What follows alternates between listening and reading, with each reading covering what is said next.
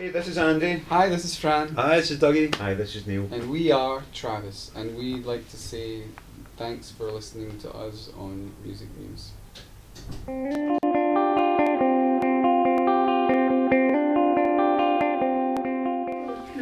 Fran, Andy, Dougie, Neil, Travis. Hello.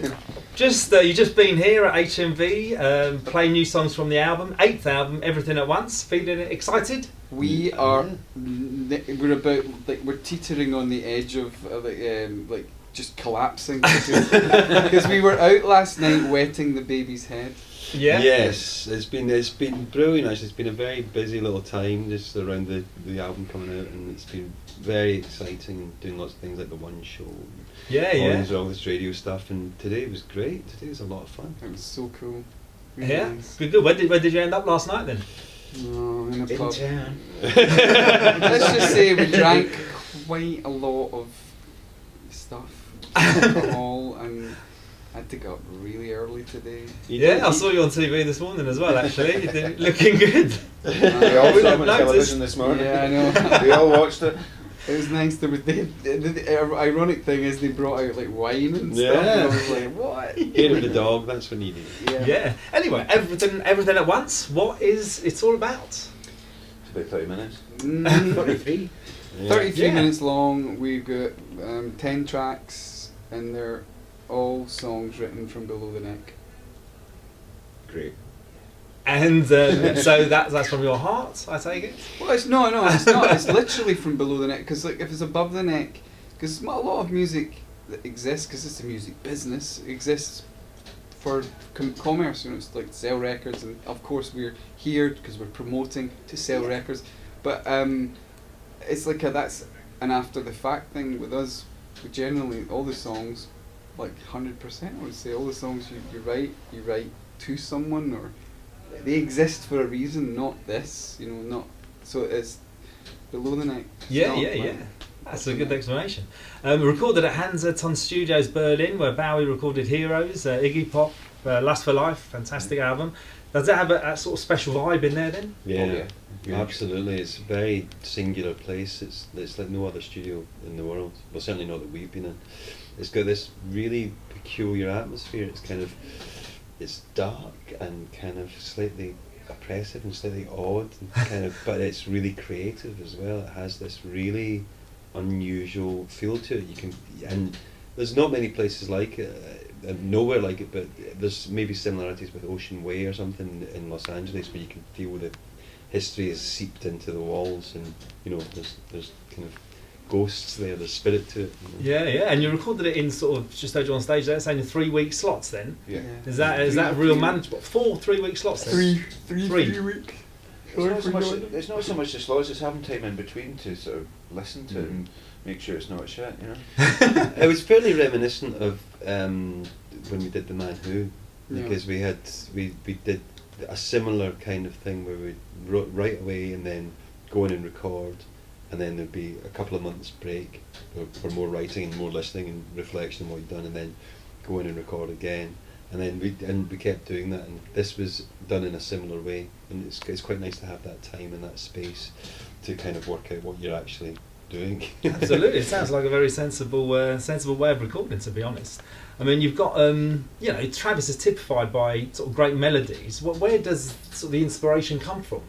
Sitting just Doing it. chiseling away at Yeah. trying to find a melody you've not heard before. I think it's kind of overlooked, that thing. I think there's a lot of music that you kind of hear on the radio that's out there at the moment that's designed, it's designed by committee. It's like there's 10 people in the brackets after the song title, and it's like a factory almost, which is cool. It has its place. Dorian Linsky was in the Guardian, and he was saying not defend, but bigging up that thing that you can get music that way, and there's just as much in that as you get in one person. I disagree. I totally disagree. I think the kind of things that have a singular voice or are coming from a singular source have a kind of, for want of a better word, purity that communicates more directly. And it's that the old thing about a camel is a horse designed by committee. we're being sold a lot of camels, you know, and we're just different. We're maybe a bit more traditional in the kind of sense of you're just kind of mining for something that piques your interest and has a magnetism that attracts you to it, and it's always a small thing, whether it's a turn of phrase, a chord change, or a little bit of melody, or something that kind of draws you to it that you kind of want to extrapolate out into a song. Yeah, you latch on to. And you got a good few guests on there: Alfie Bow, Aurora, Josephine Oniyama. What did they all bring? Well, just for instance, Alfie, we'd done this song Paralyzed, and it had there was timpani drums in the Hansa, and I was demoing, and my writing room is also part of the Hansa complex, and I dragged through, and it's quite good. I can go through, just walk into Hansa and go, can I borrow these? Dragging like giant timpani drums through into my room, and it's like, so we put timpanis on it, and then eventually it got more orchestral. And then when we recorded it with the band, I was thinking, God, maybe it needs an opera singer to do this top line thing, and I was like, I don't know any opera singers. Alfie, and I'd met Alfie like a year before. And he's a really lovely man. Top guy, we've interviewed him a few times. Lovely chat. Great. So Alfie, I called him up and like, hey, could you help us out? He's like, yeah, man, absolutely. I'll do whatever. And within 10 minutes, he'd done it. And I gave it to our engineer Michael. I was like, hey, check it out and put it on. And he's like, wow. And he's Swedish, our producer, and so he's very anal about his sound. He's like, what did he record this on? This is amazing. And I was like, his phone. And he'd done it in his toilet, in his bathroom, and so it's a sort of reverb or something in it, but it sounds great. So on the record, Alfie Bow's iPhone, or whatever it and is. that's the recording you use? Yeah. Other phones are available. Yeah.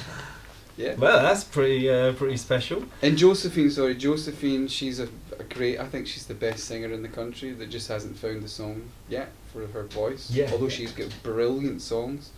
So I think this song is, everybody keeps coming back about Idlewild. That's the sort of sleeper one. There's more bigger songs, of course, but there's this little sneaky one in the background. Yeah, but it's a good mixture. I mean, Magnificent Time, Travis, Feel Good Mode. Mm-hmm. What's the story behind that? Well, Tim Rice Oxley sent me a text and saying that he'd written a song that he thought sounded like him doing a bad impersonation of Travis. Is that what he said? Yes, and he's like, maybe you can do something with it. It's got a good bridge, the verse is okay, chorus is okay, and it's called Magnificent Time. And I was like, wow. And so I loved the title, and I loved the bridge, and so I wrote a chorus around the title, and I stuffed the bridge into another thing I'd been working on, and 10 minutes later I sent it back to him. He's like, wow, that's great. Well, that sounds certainly very good. I mean, I've seen you many times over the years. The Glastonbury headline slot in 2000 sticks out for me. Was that a particular special moment for you? That was phenomenal. I mean, that was, we keep saying, reflecting on it, gladiatorial with the amount of people. I don't think I've ever seen anything like it. It was the last year before the Super Fence went up, wasn't it? So it was a lot more people, but it was quite a scary moment until you get 2 or 3 songs in and then you sit. I was bricking it beforehand because I was saying to Fran earlier on. I remember it because the Pet Shop Boys were on before us, and it was a massive production they had. It was like dancers, pointy hats everywhere. It was amazing, and I'm like, we're just going to go on in jeans and t-shirts and play our songs. But it was from the point we hit the stage, it was immense. The welcome we got and the cheers we got. It was brilliant. It all went by in a bit of a blur. Yeah. It's one of those things where it's just like, oh my God, when you think back to it, you have little moments that kind of poke out, little tiny little snapshots, but it was such a kind of whirlwind. I remember walking on to do the encore, and it was just me and Franny walking on to do the Britney Spears thing, and I was like, I can't believe we're doing this. this is a mental thing to do. Go on to do Baby One More Time is the first one. Oh, yeah, that was a great moment. I mean, you're starting your UK tour on Friday. Is playing live the best bit for you, lot? I love it. Yeah. Absolutely. Well, it's good. It's good and bad, right? For me and Dougie, we're like Andy and Neil. Am I right? Yeah. You're much more toury than me and Dougie. Mm-hmm. I'm kind of. I kind of love touring, but then you sort of hit the wall For a after a week. few months. No, it takes me about 2 or 3 weeks to get into it, and then I'm like, all right, I'm in it. And then when you're in it, and then, but I sort of miss home a little bit. You know, I'm a bit homesick. I've gotten more like that as I've gotten older. So I think the way we're doing the touring this time around is going to be more conducive to stability, mental stability for all of us. It's a nice compromise going right through it. So I hope it all works out. Excellent. I mean, 8 albums in. What shape do you feel the band is in? Best shape we've ever been in. Like, I don't know what has happened. Don't know what beans we've been eating. Like But octopus. I've been eating Octopus beans. octopus beans. But I don't know. I can't explain it. I can only think that maybe because we came here in 1996. We moved from Glasgow, full of beans, and we had just a load of confidence and a load of chutzpah, or whatever you say, chutzpah, and maybe the clock face is a 20-year thing, and it's gonna come. That energy resides there, and your dial goes in, and eventually it comes over it again, and so maybe that's it. But it's nice, man. We're really, really in a zone at the moment, and it just feels so nice, and it's. I don't know. We're in a good place. We've got a good record. We've got a great record. Hitting the wall. Company behind us. Caroline have been brilliant. You know, we've been really lucky, like with all the people around it. It's just everything seems to have just fallen into place nicely. Yeah, I mean, and your inspiration, your sort of ambition, as it were, at the time, and what your ambitions are now. How much have they changed then? It doesn't really. I don't know. We've never been a band to kind of have a grand plan, or kind of think, 5 years down the line or whatever. It's always just been dealing with the next thing, the thing in front of you, whether that be working on a song or finishing a lyric or trying to get a record deal or doing a show. It's always just on to the next thing, and so we're very kind of okay. Well, what's happening now? So at the moment, it's this, and then tomorrow it's going to Cologne to do breakfast TV, and then the next day it's trying to build these things for the stage set, and you're just thinking you're not, because if you think too far ahead, you kind of drive yourself nuts. I know. Don't have any ambitions. Well, you've not done too badly, to be honest. For not having any ambitions. I think you just want to do well, and that's all you can hope. Yeah, keeping going in itself is enough to be going on with. We're very lucky, and I think because we've supported each other for 26 years, that's why we're still doing it, and looking for more and more better songs all the time. And you eventually just keep going to a point, and as Fran said, you come back to a sweet spot sometimes, and this is it. Yeah, I mean, you've seen the business is the business side of things is so unpredictable and so kind of peculiar that if you try to make plans, it's just not. Yeah, I was going to say. I mean, in your time, you must have seen the industry completely change. I mean, it's unrecognisable. But for bands these days, do you think it's they've got more opportunities, or is it harder? Well, is it the same? It's the same because radio is still king. You can have all your Spotifys and your Apple Musics and all that stuff, but radio is still the thing that converts people. It makes people stop their cars, or that's where it comes. And there's still the same amount of radio stations. The radio station is like a shop window. If you're lucky enough to get your thing in the shop window, so people see it or hear it for a while. You know? Yeah. And his arm gets so numb and he's like that. And that's when we lost him. And that was the end of the band. So I forgot what I was talking about. Radio, yeah. Well, it's like a shop window and your stuff is in that. And there's the same amount of shop windows, so it hasn't really changed that much. The music's changed, streaming, social media. It's not more powerful than radio, so I just go with the most powerful thing. Because it's like all these streaming systems, they work on algorithms, so your world kind of gets a bit smaller in a weird way, even though there is this, the whole history of recorded music there. Yeah, it kind of works, it tailors things to what you already listen to, so it's kind of, it shrinks it down, whereas radio doesn't care less what you listen to.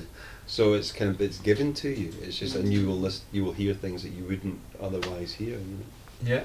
Well, thanks a lot for your time. It's been an absolute pleasure. If I could say, if you had to choose 3 songs from across your whole repertoire that you'd say, these 3 sum us up, what 3 tracks would you choose? You're asking 4 people to choose 3 tracks. What are you up to? I want to say Split us up. Yeah. Well, he was banking on you having a heart attack during the interview. Maybe just 3 of us. You really did. That's when I sat up and got through it. Yeah. Right, number 1 was quite a big one. Number 1, I said this the other day, but I think it's an amazing recording. The man who, and I love the song, The Fear. I would go for All I Want to Do Is Rock.